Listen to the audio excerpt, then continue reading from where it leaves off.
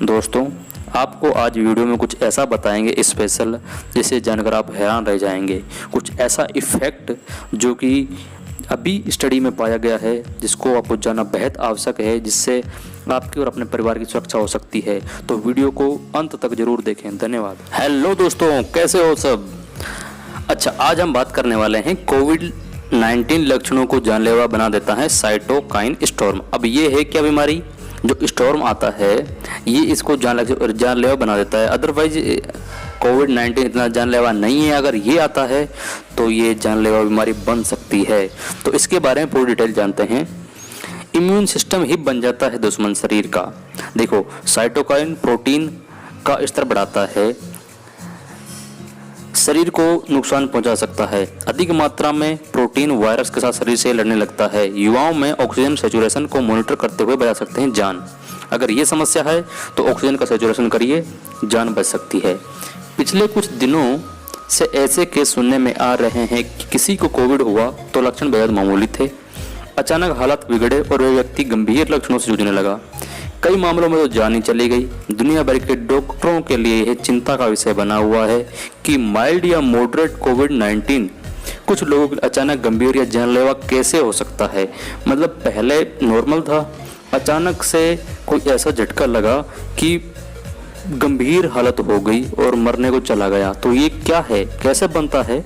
देखिए, यह माना जा सकता है कि उम्र और कॉम्बिलिटी की वजह से ऐसा हुआ होगा, पर डॉक्टरों के पास कई ऐसे केस हैं जहां मरीजों की प्रोफाइल में ऐसा कुछ नहीं था, यानी माइल्ड या मॉडरेट लक्षणों, और युवाओं में भी अचानक कोविड-19 इन्फेक्शन बिगड़ा और उनकी मौत हो गई। यानी कि जो सही थे उनमें भी ये समस्या हो गई।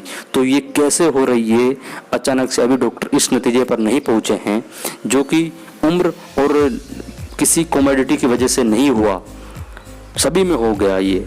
तो कुछ स्टडी में इसके लिए साइटोकाइन स्टॉर्म को जिम्मेदार ठहराया गया है। यह न केवल युवाओं में लक्षणों को गंभीर बना रहा है, बल्कि जानलेवा साबित हो रहा है।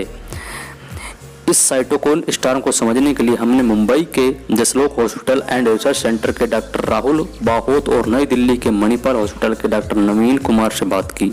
दोनों ही डॉक्टर कोविड-19 मरीजों के इलाज में सक्रियता सेवाएं दे रहे हैं। आइए समझते हैं ये समस्या क्या है जो इतना इफेक्ट करती है और अचानक से जानलेवा बन जाती है।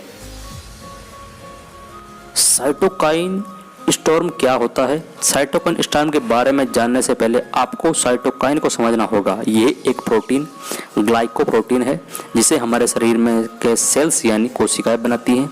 जब कोई इन्फेक्शन होता है तो इसे ठीक करने के लिए शरीर में जो इम्यून सिस्टम डेवलप होता है उसमें यह प्रोटीन भी शामिल होती है। साइटोकाइन का बनना अच्छा है। ये वायरस से लड़ने वाले शरीर को सैनिकों की तरह है, पर अगर किसी पैथोजन यानी कि वायरस के शरीर में आने पर यह रेस्पॉन्स हाइपर हो जाता है, यानी बहुत ज़्यादा हो जाता है, यानी अधिक मात्रा में साइटोकाइन बनने लगते हैं, तो यह घातक हो सकता है। इसे ही साइटोकाइन स्टॉर्म कहते हैं। अचानक से ज़्यादा बन जाए तो खतरनाक साबित हो सकता है। दोस्तों, अब ये युवाओं को कैसे प्रभावित कर रहा है? युवाओं में अधिक गंभीर लक्षण आने की एक बड़ी वजह मेडिकल एडवाइज लेने और अस्पताल जाने में देरी भी है।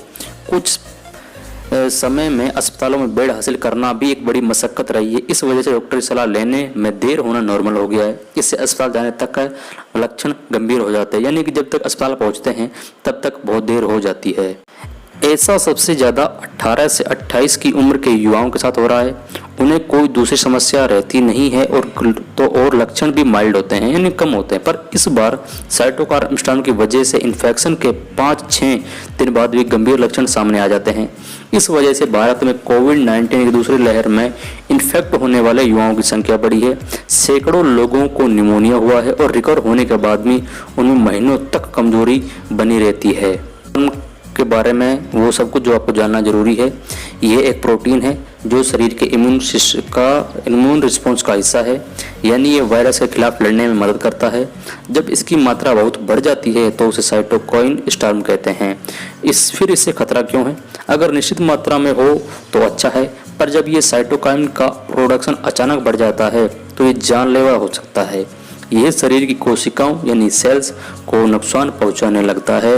अब जानते हैं ये नुकसान कैसे पहुंचाता है। फेफड़े के टिश्यू सबसे पहले नुकसान उठाते हैं, वे मरने लगते हैं। इससे शरीर के अन्य प्रमुख अंगों तक ऑक्सीजन नहीं पहुंच पाती और वह भी काम करना बंद कर देते हैं। फेफड़ों के बाद इसका सबसे अधिक असर हार्ट, लीवर और किडनी पर होता है। अब इसकी पहचान कैसे होती है? युवा में ऑक्सीजन सैचुरेशन कम होना ही इसकी पहचान है, यानी कि उसमें साइटोकाइन स्टॉर्म आ चुका है। जैसे ही ऑक्सीजन सैचुरेशन कम होने लगे तत्काल डॉक्टर से संपर्क करें। अब इसका इलाज कैसे होता है? डॉक्टर टोसी लीजुबाम जैसी दवाओं का प्रायोगिक तौर पर इस्तेमाल कर रहे हैं। साइटोकाइन स्टॉर्म को रोकने में कारगर ये दवाई हुई हैं, पर यह भी एक समय तक ही काम करती हैं। अगर इन्फेक्शन बढ़ गया तो ये दवाएं भी बेकार हो जाती हैं। अब कोविड-19 के मामलों में साइटोकाइन स्टॉर्म क्यों नुकसान पहुंचा रहा है? अमेरिका में हुई स्टडीज में सामने आया कि हमारे इम्यून सिस्टम में वायरस के इन्फेक्शन को रोकने के लिए सेल्स खुद को खत्म कर लेते हैं, पर जब कई सारे सेल्स ऐसा करते हैं तो टिश्यू या उस पूरे अंग को नुकसान हो सकता है। साइटोकाइन स्टॉर्म में भी कुछ ऐसा ही हो रहा है। अचानक बहुत सारे टिश्यू खुद ही अपने आप नष्ट होने लगते हैं। कोविड-19 वायरस के खिलाफ जब फेफड़े में ये रेस्पॉन्स होता है तो टिश्यू ही खत्म हो जाते हैं। इससे निमोनिया होता है और खून में ऑक्सीजन कम होने लगता है। ऑक्सीजन शरीर के हर हिस्से तक पहुंच नहीं पाती। धमनियों में सूजन होती है, जिससे हार्ट अटैक का खतरा बढ़ जाता है। थ्रोम्बोसिस या खून के थक्के जमने का खतरा भी बढ़ जाता है। यह जानलेवा ही साबित हो रहा है। साइटोकाइन स्टॉर्म शरीर के अन्य प्रमुख अंगों को भी नुकसान पहुंच रहा है।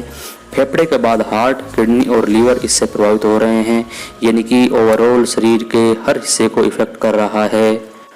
अब इससे बच कर सकते हैं। युवाओं में शुरुआती लक्षण गंभीर, जो कि सांस लेने में दिक्कत है, यहीं से समस्या शुरू होती है। इसी वजह से डॉक्टर ऑक्सीजन का स्तर जांचने की सलाह देते हैं।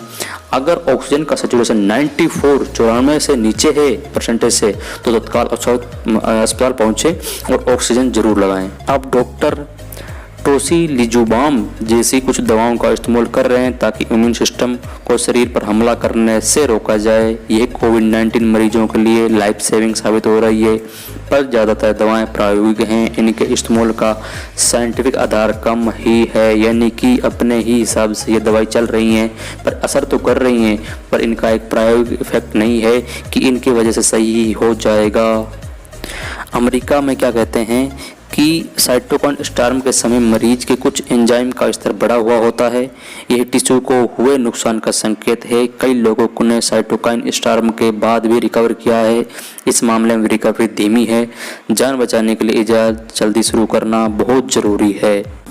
दोस्तों, तो इस तरह हम आपको नई जो स्वास्थ्य से संबंधित जानकारी है, कैसे हमें बचाव करना है, कैसे हमको अपने शरीर को अच्छे से रखना है और किस तरह हम इस महामारी से बच सकते हैं, तो आपको जानकारी देते रहेंगे।